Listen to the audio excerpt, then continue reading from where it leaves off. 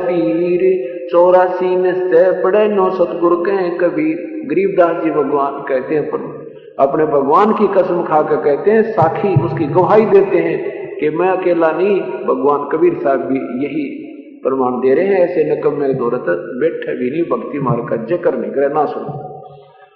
जान बूझ साची तजय और करे झूठ तने, ताकि संगति के प्रभु हो सौपन में बिना दे। अब ऐसे व्यक्ति की कहते सौपन में भी संग ना हो मालिक, जो हमारे भक्ति में बाधक हो जावे। कैसे गुरुदेव के प्रति कैसी भावना बनानी होती है, उसके विषय में क्या कहते हैं। दो कर जोड़ गुरु के आगे, करबो विनती शरण न लागे। अति शीतल बोले सब बहना, मेटे सकल कपट के बहना। एक हे गुरु तुम हो दीन दयाला, मैं हूँ दीन करो प्रतिपाला। बंदी छोड़ मैं अति अनाथा, बहुजल बूढ़त पकड़ो हाथा। दीजे उपदेश गुप्त मंत्र सुनावो, जन्म मरण भव दुख छुड़वाओ। नाम लेने के लिए जो प्रार्थना की जाती है, इस भावना से करो। कहते हैं बंदी छोड़ मैं अति अनाथा, बहुजल बूढ़त पकड़ो हाथा। ये ज्ञान होने के बाद ये पता लग जाता है कि अपना कोई नहीं है। अपना है तो परमात्मा कबीर साहब है, और वो तब है जब गुरुदेव अपना हो जाएगा। तो कहते हैं हे बंदी छोड़, हे गुरुदेव मैं अति अनाथ हूं, मेरा कोई नहीं पृथ्वी पे। चाहे हम कितने बड़े सेठ हैं, चाहे हमारा सैकड़ों का कुटुंब है, वो अपना नहीं है, कति अनाथ है। आज मृत्यु हो जाए कल कोई संग नहीं है, तो इसलिए हम अनाथ हैं। ये परमात्मा हम तो कति अनाथ हैं, अति अनाथ हैं। और इस भवजल संसार रूपी 84 लाख वाले जल में हम तो डूबन न हो रहे। परमात्मा डूबे पड़े हैं, आप हाथ पकड़ दो हमारा, अपने चरणों में लेकर उभारा करो।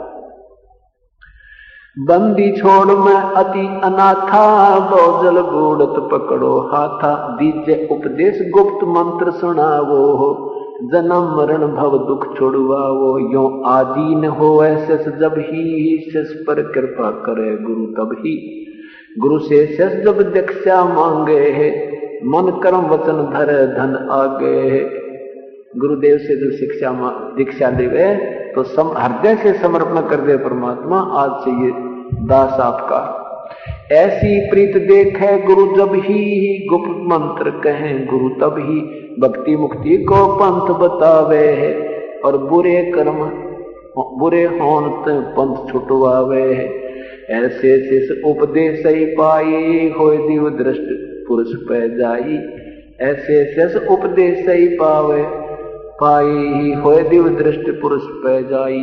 ऐसी जो भावना आपकी हो जाएगी, तब परमात्मा के पास पहुंचेंगे।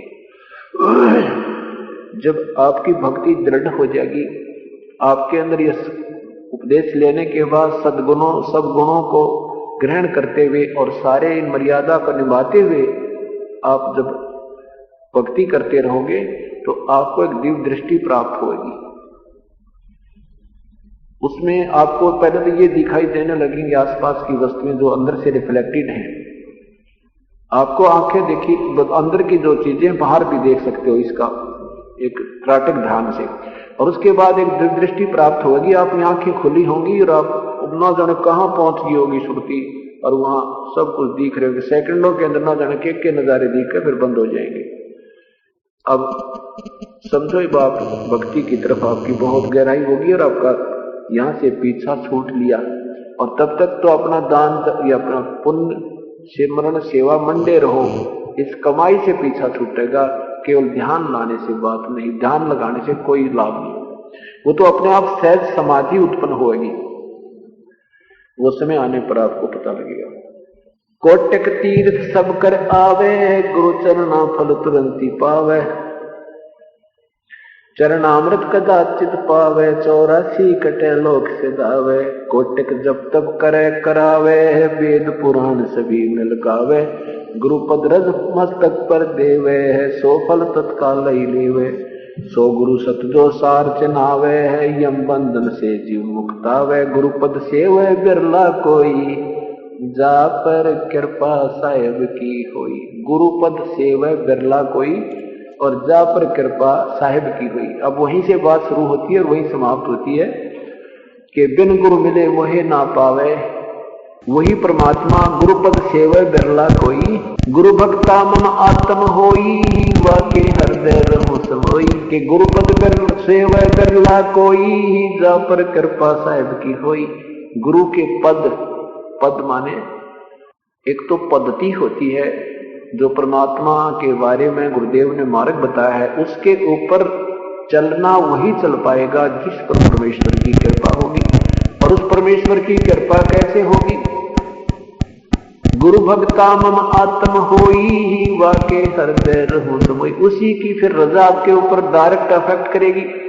हमारे अंतःकरण में मलिनता नहीं है तो परमात्मा वहां से रिमोट से अपनी वह मेहर प्रवेश करता रहता है, और फिर वो मेहर और रजा आपको उमंग भर कर सो काम छोड़ के अंदर हिलोर उठेंगे इस ज्ञान की के तो असंग जन्म का जो बाहर रखा सिर पे, असंग जन्म हो गए यही कर्म करते करते आने, असंग जन्म हो गए मरत्या ने खपत्या ने। परमात्मा कहते हैं सिर साटे की भक्ति है और कछो नहीं बात, सिर कैसा तय पाई यो वो अवगत अलखनाथ।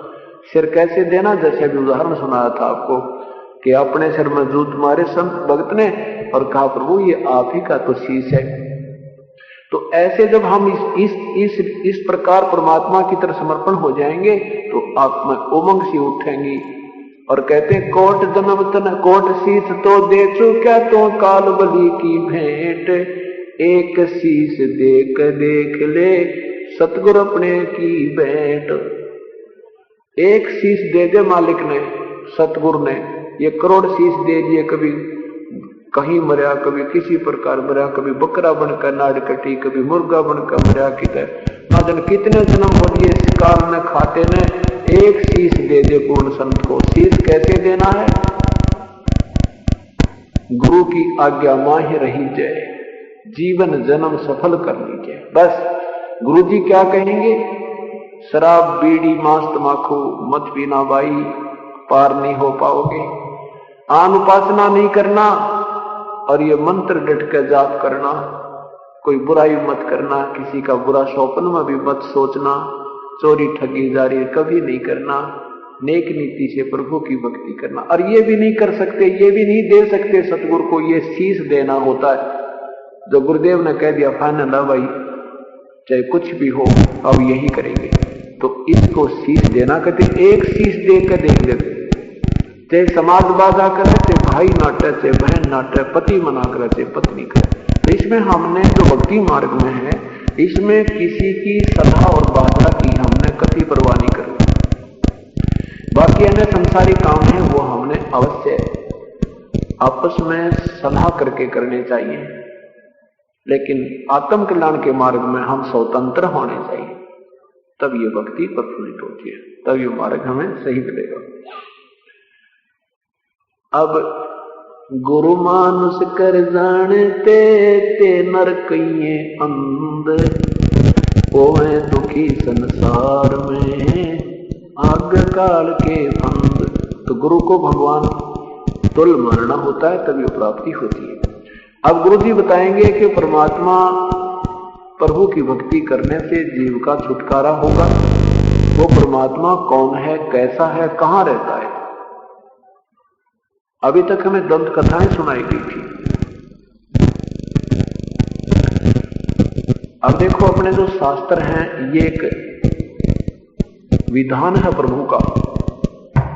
कौन कौन से? चारों वेद, पवित्र पुराण, पवित्र गीता जी, उसके सहयोगी शास्त्र हैं 18 पुराण। 18 पुराण क्या है कि ब्रह्मा विष्णु महेश की सतीथि लिखी है उन्होंने, और हम ब्रह्मा विष्णु महेश को अजरो अमर मानते थे। इनमें लिखा वो अजरो अमर नहीं है, वो स्वयं कहते हैं हम तो नासवान है, हमारे माता पिता हैं, और अभी तक हमें इन्हीं का नाम लेकर पुराणों के आधार लेकर के इनका ज्ञान कथा सुनाते थे और पुराणों के विरुद्ध हमें ज्ञान देते थे। तो इसलिए सहयोगी शास्त्र इस ज्ञान को समझने के लिए तो 18 पुराण भी हमने सहयोग में लेनी होंगी। लेकिन भक्ति मार्ग का ज्ञान केवल वेद है। पुराण किसी संत विशेष ऋषि या ब्रह्मा विष्णु महेश तक की बोला हुआ ज्ञान है, जो स्वयं कहते हैं हमें पता ही नहीं हम कहां से उत्पन्न हो गए, हमारा कौन पिता है। जब उनको खुद ही ज्ञान नहीं है तो वेद उनमें पुराणों में वर्णित पूजा की विधि हमने नहीं मान ली। हाँ, जो ज्ञान है उसके लिए इसलिए सहयोग लेना है कि ब्रह्मा विष्णु महेश को तुम अजरो अमर कहते थे, इनके कोई माता पिता नहीं है, वो स्वयं कह रहे हैं हमारे माँ बाप हैं, हम जन्म मृत्यु के अविनाशी नहीं है। इसके लिए इनका सहयोग पुराणों का हम लेते हैं। और बाकी पूजा की विधि वेदों और गीता और परमपिता परमात्मा के 5वां वेद सूक्ष्म वेद, इनसे ही हमें सहयोग लेना, बस और कोई पूजा की विधि नहीं है। उनमें यह भी लिखा है कि परमात्मा कैसा है और कैसे उसकी भक्ति होती है, उससे भिन्न हमने नहीं करनी। बस जो उसमें लिखा वो फाइनल है, उसी तरह साधना करनी है। अभी तक आप किसी भी संत महंत के उठा कर पुस्तक देखो, सभी ने परमात्मा निराकार बताया है। और जो परमेश्वर वेद बताते हैं वो परमात्मा मनुष्य जैसा है, सशरीर है। आपको दिखाते हैं यजुर्वेद अध्याय नंबर प्रथम में लिखा है परमात्मा मनुष्य जैसा है, सशरीर है, लेकिन उसका शरीर तेजों में है। अग्नि ने इसलिए कहा परमात्मा को कि उसका शरीर तेजों में है। और वो महर्षि दयानंद जी के अपने विचार हैं परमात्मा के विषय में, पहले वो दिखाता हूं। वो क्या कहते हैं कि परमात्मा निराकार है और वेदों को वो बिल्कुल सत्य मानते हैं। और वेद बताते हैं परमात्मा साकार है, मनुष्य सदृश है। और ये स्वयं भी अपने 154 पृष्ठ पर कह रहे हैं परमात्मा निराकार है, 155 पर उसको साकार सिद्ध कर रहे हैं। हे भगवान, अब देखो सत्यार्थ प्रकाश महर्षि दयानंद सरस्वती के द्वारा ये लिखा हुआ है और इसके प्रकाशक हैं ये हैं, नीचे देखिएगा, प्रकाशक हैं वैदिक यति मंडल दयानंद मठ दीनानगर पंजाब से। 7वां समोल्लास है, सप्तम समोल्लास है, 154 पृष्ठ पर देखो। इधर प्रश्न किया किसी ने कि परमात्मा साकार है व निराकार, उत्तर महर्षि जी का निराकार है। और 155 पे किसी ने पूछा कि क्या स्तुति आदि करने से ईश्वर अपने नियम छोड़कर स्तुति प्रार्थना करने वाले के पाप छुड़वा देगा? उत्तर नहीं। इसमें अच्छा आगे देखो, फिर कहते हैं तो स्तुति प्रार्थना करने का क्यों करना? उत्तर कहते हैं कि उनके करने का फल और ही है। क्या है उत्तर महर्षि जी का? कि स्तुति से ईश्वर में प्रीति, उसके गुण कर्म स्वभाव से अपने गुण कर्म स्वभाव का सुधरना, प्रार्थना से निरअभिमानता, उत्साह और साहस का मिलना, उपासना से परब्रह्म से मेल और उसका साक्षात्कार होना। अब पुण्यात्माओं अपनी कलम से लिख रहे हैं परब्रह्म से मेल और उसका साक्षात्कार होना। निराकार से मेल कैसे हो सकता है और निराकार से साक्षात्कार कैसे हो सकता है? यहां निराकार लिख रहे हैं, अगले पृष्ठ पर उसको साकार कह रहे हैं। और दूसरी कमजोरी इनकी क्या है कि ये कहते हैं कि परमात्मा पाप नहीं काट सकता। और वेद कहते हैं परमात्मा पापों के पाप काट दे, घोर पाप न काट दे। ये देखिएगा, यही